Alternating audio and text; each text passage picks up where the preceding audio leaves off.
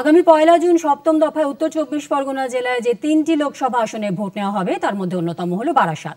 বিধাননগর, রাজারহাট, নিউটাউন, মধ্যমগ্রাম, বারাসাত, অশোকনগর, হাবড়া ও দেগঙ্গা 7টি বিধানসভা নিয়ে এই লোকসভা। এই কেন্দ্রের প্রতিদ্বন্দ্বিতার আসরে রয়েছেন 12 জন প্রার্থী। তৃণমূল কংগ্রেস প্রার্থী কাকলি ঘোষ দস্তিদার রোড শো এর মাধ্যমে প্রচারে জোর দিয়েছেন। জয়ের ব্যাপারে আশাবাদী তিনি। আমি জিতবো মানুষের আশীর্বাদে এবং আমাদের নেত্রী মমতা বন্দ্যোপাধ্যায় এবং নেতা অভিষেক বন্দ্যোপাধ্যায় তাদের আশীর্বাদ। এই আসনের বিজেপি প্রার্থী স্বপন মজুমদারও জোরদার প্রচার চালাচ্ছেন। ভোটাররা তাকে সমর্থন জানাবে বলে আশাবাদী তিনি।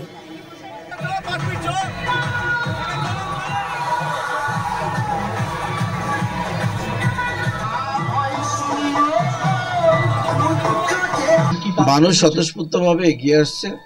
মানুষ চাইছে যে বিজেপি ভারতবর্ষকে যেভাবে বিশ্বের দরবারে তুলে ধরেছেন, নরেন্দ্র মোদী আসার পর থেকে ভারতবর্ষের যে সম্মান গরিমা বেড়েছে কোনো সরকার এখন পর্যন্ত করতে পারেনি।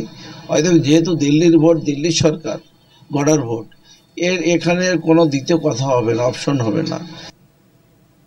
বাম কংগ্রেস সমর্থিত ফরওয়ার্ড ব্লক প্রার্থী সঞ্জিত চট্টোপাধ্যায় প্রচার চালাচ্ছেন।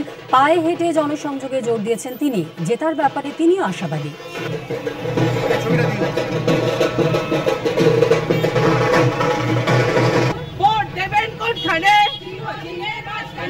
বারাসাতে যে মিথ্যার ফানুস, যে বারাসাতে মেট্রোরেল আসছে, যে আমরা আগামী 2 বছরের মধ্যে বারাসাতে আমরা মেট্রোরেল প্রকল্প চালু আমরা করাবো। জেতার ব্যাপারে কত শতাংশ আশাবাদী? 100%।